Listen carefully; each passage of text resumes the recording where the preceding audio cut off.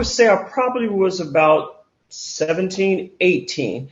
And I tell this testimony now, it's been years ago. Originally, this guy and I dated throughout high school. Okay. He was the son of a bishop of a church where I grew up in, Christ Holy Sanctified Church. And we both had said that once we, finished school and I would move to Oklahoma where his dad's church was, and I would be with him, and we would start a family. And we were married first, of course, start a family. And that's when I thought this really was going to be like this. So I finished high school. And that was one of the reasons why I left Hillsboro, so I could be closer in Fort Worth, where he stayed with his uncle at that time. Right. And we dated, and we got engaged. Really? So you guys went that far? Oh yeah, we got engaged to be married. We did everything the traditional way. Got engaged to be married. And I remember I had gotten a job back then at Dillard's in their collections department. I was a collector for credit cards. And I thought I was really big time doing it. You hear me? I had a job and got my first credit card. Yeah. At that time in the 80s, to get $2,000 or $3,000 credit limit was good. Yeah, you was a big shot. You was a big shot. Oh, I was a big shot. I was on my way somewhere. I always knew I was going to do something big and different. Right. But I remember that, and my mother was so excited and proud. I had my own apartment. I was going real fully furnished my apartment, and just living well. Yeah. And so, but I remember it was nice. It was very nice. And so, because I worked at Dillard's, they had I always liked very quality stuff of quality. Right. So I would buy my clothing there.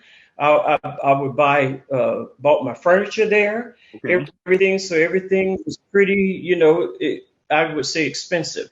But when you buy quality things, you don't have to keep buying it. So I always was a person that liked quality. I like quality. And and I learned that then, way back then at the age of 17, 18 years old, that, you should have the best. We're supposed to have the best. Yes. And that's what my mind goes, well, you're making me go way back today. You make me go way back into, as they say, in the past. But it reminds me that God has always been with me. Yes. Always. Yes, that's good. So basically, you things were going well, I would say, at that time. And then, the engagement happened, obviously. Yes.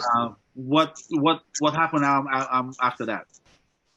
Well, what happened, we ended up not getting married.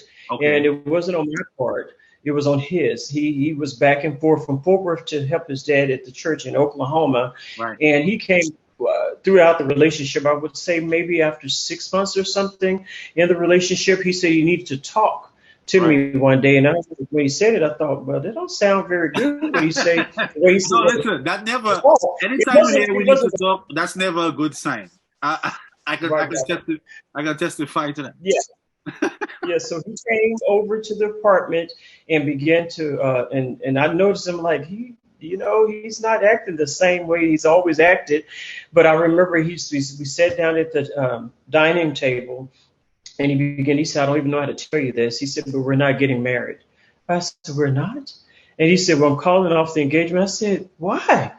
He said, and he began to tell me a story that a girl at his daddy's home church he had been involved with, and she said she was pregnant by him. And I'm like, OMG. Wow. It must have crushed you at the time. That was my first hurt of a relationship.